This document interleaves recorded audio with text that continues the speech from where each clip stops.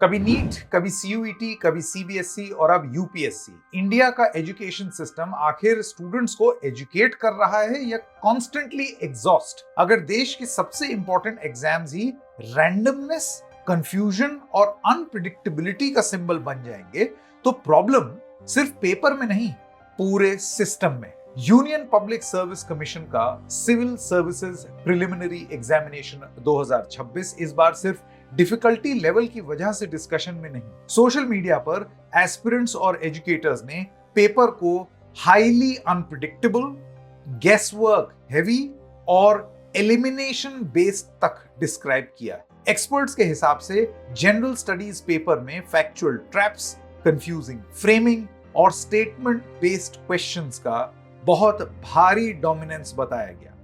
कई कैंडिडेट्स का कहना था कि पेपर कॉन्सेप्चुअल क्लैरिटी और एनालिटिकल अंडरस्टैंडिंग से ज्यादा रैंडम एलिमिनेशन टेक्निक्स पर डिपेंडेंट लग रहा था। रिपोर्ट्स में यह भी हाईलाइट हुआ है कि हिस्ट्री, पॉलिटी, एनवायरनमेंट और करंट अफेयर्स के सेक्शंस में ट्रेडिशनल प्रिपरेशन ट्रेंड से बहुत ज्यादा डिविएशन देखने को मिला है। क्वेश्चन की फ्रेमिंग लेयर्ड और ट्विस्टेड बताई गई है, जिस वजह से जो बहुत ज्यादा तैयार छात्र भी थे, एस्पिरेंट्स थे, उनको भी बड़ा असमंजस का एहसास हुआ। एजुकेशन एक्सपर्ट्स ने यह सुझाव दिया है कि पेपर बहुत ज्यादा डिफिकल्ट और अनकन्वेंशनल था, इसीलिए कट ऑफ लो जा सकता है।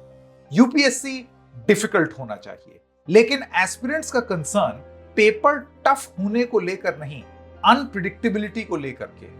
अगर सीरियस प्रिपरेशन के बाद भी कैंडिडेट्स को लगे कि आउटकम लार्जली गेसवर्क और रैंडमनेस पर डिपेंडेंट है, तो नेचुरली ट्रस्ट इश्यूज क्रिएट होंगे। ये फ्रस्ट्रेशन आइसोलेटेड नहीं है। नीट कंट्रोवर्सी, सीयूईटी मिसमैनेजमेंट और अब यूपीएससी अनप्रिडिक्टेबिलिटी ने स्टूडेंट्स के ट्रस्ट को ऑलरेडी डैमेज कर दिया है।